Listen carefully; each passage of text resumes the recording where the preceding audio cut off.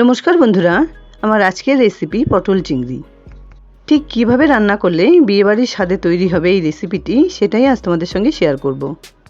রেসিপিটি ভালো লাগলে ভিডিওটাকে একটা লাইক দিয়ে আর এরকম নিত্য নতুন রেসিপি পাওয়ার জন্য চ্যানেলটাকে সাবস্ক্রাইব করে নেবার অনুরোধ রইল।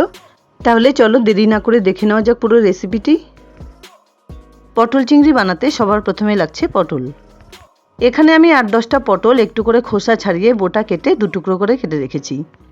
এর সঙ্গেই 4-5টা মিডিয়াম সাইজের আলু এরকম ডুমো করে কেটে নিয়েছি। সবজিগুলো কেটে নেবার পর কিন্তু পরিষ্কার জলে ধুয়ে নিয়েছি। এখানে আমি একটা থালায় মিডিয়াম সাইজের 400 গ্রাম চিংড়ি মাছ নিয়েছি।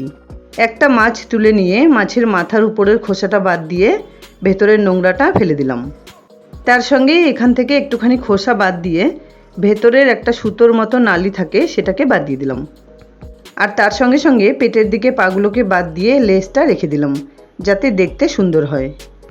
ঠিক একইভাবে সমস্ত মাছগুলোকে একটু সময় নিয়ে বেছে নিচ্ছি। আশা করছি সবাই চিংড়ি মাছ কম বেশি বেছে নিতে পারে, তবুও আমি কিভাবে বেছে নিলাম সেটাই তোমাদের সঙ্গে একবার শেয়ার করলাম। সমস্ত মাছগুলো বেছে ধুয়ে নেবার পর 1 টিস্পুন নুন, 1 টিস্পুন হলুদ গুঁড়ো দিয়ে খুব ভালোভাবে মেখে নিতে হবে।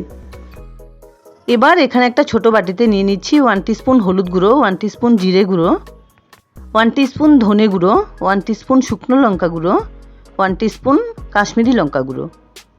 এর সঙ্গে হাফ কাপ পরিমাণ জল দিয়ে সমস্ত মশলাগুলো খুব সুন্দরভাবে একটু মিশিয়ে নিচ্ছি। গুঁড়ো মশলা রান্নায় এভাবে দিলে পুড়ে যাওয়ার কোনো সম্ভাবনা থাকে না। এবার কড়াই গরম করে হাফ কাপ পরিমাণ সর্ষের তেল দিয়ে দিলাম। তেলটা একটু গরম হইলে 1/2 টিস্পুন নুন, 1/2 টিস্পুন হলুদ গুঁড়ো মিশিয়ে পটল আর আলুগুলো দিয়ে দিচ্ছি। 2-3 মিনিট সময় ধরে আলু পটলগুলোকে একটু সুন্দর করে ভেজে নিতে হবে। পটলে প্রচুর পরিমাণে জল থাকে, আর রান্নার আগে এভাবে একটু ভেজে নিলে খেতে কিন্তু খুব ভালো লাগে। খাবার সময় পটলগুলো কিন্তু জলে খেতে হয় না।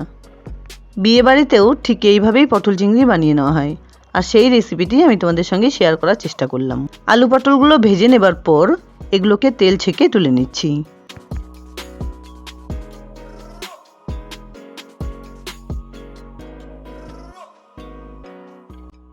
এবার ওই তেলেই নুন হলুদ দিয়ে মেখে রাখা মাছগুলো একটু ভেজে নিতে হবে। চিংড়ি মাছ যদিও খুব একটা ভাজার দরকার হয় না, মোটামুটি 2-3 মিনিট ধরে মাছগুলোকে একটু ভেজে নিলাম। যদি মনে হয় সবজিগুলো ভেজে নেবার আগে মাছগুলো ভেজে নেওয়া উচিত ছিল, তাহলে কিন্তু সেটাও তোমরা করে নিতে পারো। এবার তেল ছেঁকে মাছগুলোকে তুলে নিচ্ছি। এবার ওই তেলেই ফোড়ন হিসেবে দিয়ে দিচ্ছি 1/2 টিস্পুন সাদা জিরে, 2টো শুকনো লঙ্কা, 2টো তেজপাতা। এবার আমি এর সঙ্গে মিশিয়ে দিচ্ছি মিহি করে কুচিয়ে নেওয়া একটা বড় সাইজের পেঁয়াজ কুচি। পেঁয়াজগুলোকে হালকা একটু ভেজে নেবার পর মিশিয়ে দিচ্ছি 2 টেবিল স্পুন আদা রসুন বাটা। এর সঙ্গেই দিয়ে দিচ্ছি একটা বড় সাইজের টমেটো কুচি।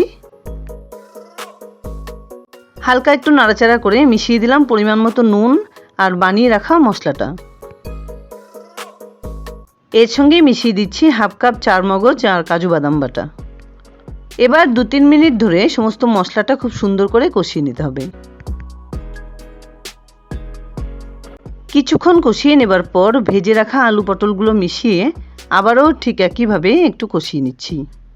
তোমরা তো পটল চিংড়ি অনেকভাবেই রান্না করে খেয়েছো, আমার এই রেসিপিটা ফলো করে অবশ্যই কিন্তু এভাবে একবার ট্রাই করার অনুরোধ রইল।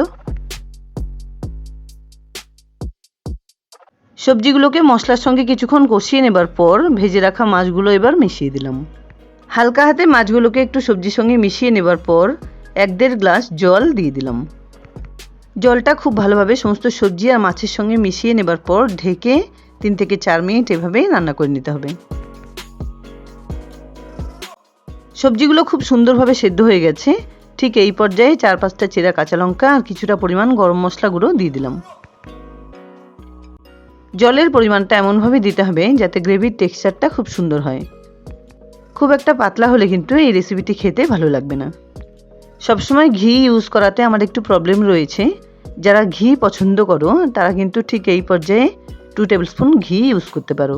রান্নাটা কিন্তু আমার এখানে হয়ে গেছে, এবার এটাকে আমি নামিয়ে নিচ্ছি। যাই হোক, দুর্দান্ত স্বাদের পটল চিংড়ি রেসিপি আমার রেডি অ্যান্ড সার্ভড।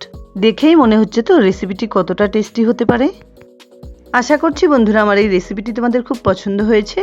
যদি এতটুকুও ভালো লেগে থাকে তাহলে প্লিজ ভিডিওটাকে একটা লাইক করো, শেয়ার করো ফ্যামিলি ফ্রেন্ডসদের সঙ্গে। আর আমার চ্যানেলে নতুন বন্ধু হয়ে থাকলে প্লিজ চ্যানেলটাকে সাবস্ক্রাইব করে পাশে থাকা বেল আইকনটা অলে করে দিও, যাতে আমার আপলোড করা সমস্ত ভিডিওর নোটিফিকেশন সবার আগে তোমাদের কাছে পৌঁছে যায়। দেখা হচ্ছে নতুন কোনো রেসিপি নিয়ে। ভালো থেকো, ধন্যবাদ।